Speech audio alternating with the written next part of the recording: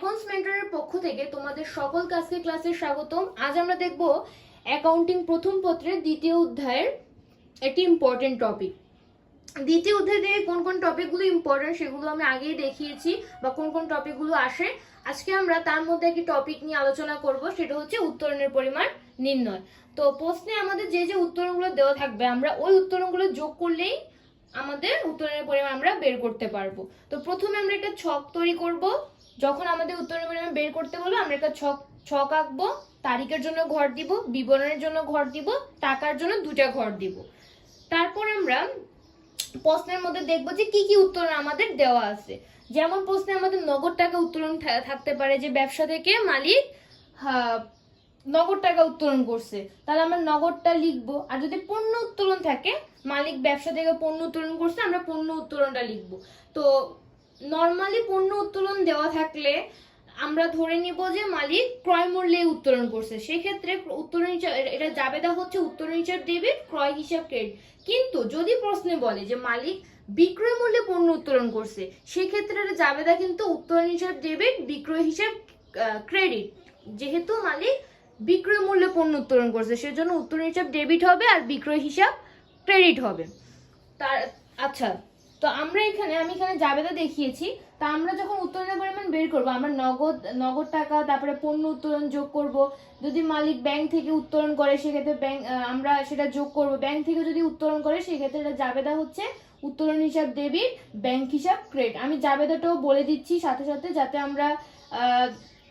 আমরা সহজে জিনিসটা বুঝতে পারি। আচ্ছা, তারপরে ব্যাংক থেকে উত্তোলন গেল। তারপরে মালিক যদি জীবন বীমা অথবা আয়কর যদি প্রদান করেন, মালিক যদি ব্যবসা থেকে ব্যবসার অর্থ দিয়ে যদি জীবন বীমা অথবা আয়কর প্রদান করেন, সেটা হচ্ছে উত্তোলন। তাহলে এটার জাবেদাটা যদি একটু বলি, জাবেদাটা হচ্ছে উত্তোলন হিসাব ডেবিট, নগদান হিসাব ক্রেডিট। আমরা কিন্তু জীবন বীমা হিসাব বা আয়কর হিসাবকে কিন্তু ডেবিট করব না, আমরা হচ্ছে উত্তোলন হিসাবকে ডেবিট করব। উত্তোলন হিসাব ডেবিট, নগদান হিসাব ক্রেডিট। আচ্ছা, তারপরে মালিক যদি যে কোনো প্রকার খরচ বা সুবিধা যদি ব্যবসা থেকে গ্রহণ করেন, যে কোনো প্রকার সুবিধা বলতে হতে পারে যে মালিক আমরা বাড়ি ভাড়া প্রদান করছি 10,000 টাকা, যার অর্ধেকে মালিক থাকে। এখন এখানে আমাদের বাড়ি ভাড়া কত? আমাদের বাড়ি ভাড়া কিন্তু 10,000 টাকা না, আমাদের বাড়ি ভাড়া হচ্ছে 5,000 টাকা। ভাড়া খরচ হচ্ছে কত টাকা? 5,000 টাকা। আর বাকি যে অর্ধেক, এটা কিন্তু মালিককে দেওয়ার কথা ছিল, যেহেতু মালিক বসবাস করে বাকি অর্ধেকে। কিন্তু এটা যেহেতু ব্যবসার অর্থ দিয়ে পরিশোধ করা হয়েছে, তার মানে মালিক একটা সুবিধা গ্রহণ করছে, তাহলে আমরা এটাকে কি ধরবো? উত্তোলন ধরবো। তাহলে আমরা জাবেদা হবে ভাড়া হিসাব ডেবিট 5,000, উত্তোলন হিসাব ডেবিট 5,000। আর যেহেতু আমরা নগদ টাকা দিয়েছি, নগদটা কিন্তু আমরা 10,000 টাকাই কিন্তু পরিশোধ করছি, তাহলে আমরা নগদ হিসাব ক্রেডিট করব 10,000 টাকা। আচ্ছা, এটা গেল যে কোনো সুবিধা। এরকম যে কোনো সুবিধা কিন্তু মালিক ব্যবসা থেকে গ্রহণ করতে পারে, সেই ক্ষেত্রে সেটাকে আমরা কি ধরবো? উত্তোলন ধরবো। যে কোনো প্রকার খরচ ব্যবসা থেকে পরিশোধ করলে, যে কোনো প্রকার খরচ হতে পারে, যেমন ছেলের স্কুলের বেতন পরিশোধ করছে, অথবা যে কোনো প্রকার খরচ এখানে থাকতে পারে যে ব্যবসা থেকে পরিশোধ করতে।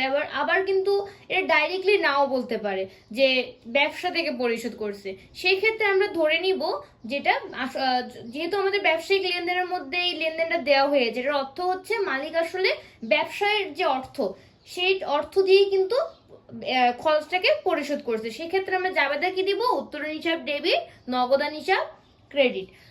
তাহলে আমরা যতগুলো উত্তোলন আছে, সকল উত্তোলনগুলো যদি আমরা যোগ করি, নগদ, পণ্য উত্তোলন, ব্যাংক থেকে উত্তোলন, জীবন বীমা, আয়কর, যে কোনো প্রকার খরচ বা সুবিধা গ্রহণ করলে, সবগুলো উত্তোলন যদি আমরা যোগ করি, তাহলে আমাদের মোট উত্তোলনের পরিমাণ বের হয়ে যাবে।